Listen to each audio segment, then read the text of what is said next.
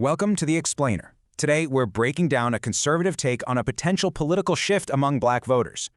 It all starts with this idea of cultural cool. So what does that even mean? Let's get into it.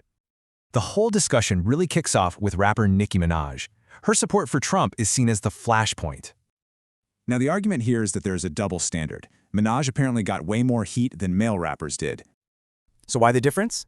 Well, the idea is that her stepping out of line was seen as a much bigger threat. This all ties back to that cultural cool idea. It's about a perceived reliance on black culture. From this perspective, celebrity outreach isn't random. It's a strategic play for that cultural appeal. The video uses this term, the political plantation, arguing that anyone who leaves faces some serious backlash. And part of that backlash, according to the source, involves what it calls disinformation tactics. Here's an example they give. A doctored photo gets shared online with a totally fake story attached to it. But when you see the original photo, it's actually Trump with his daughter Ivanka back in '91. So, the argument goes, more voters are now tuning out the noise and focusing on actual policy instead.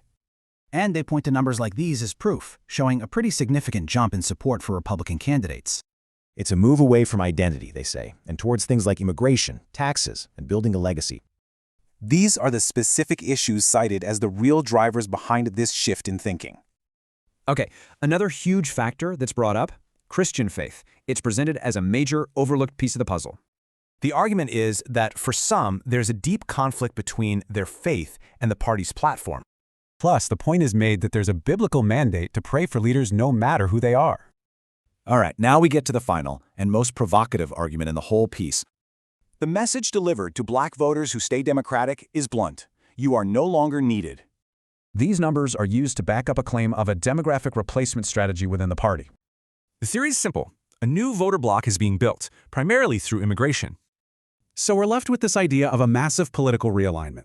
Kind of makes you wonder, right?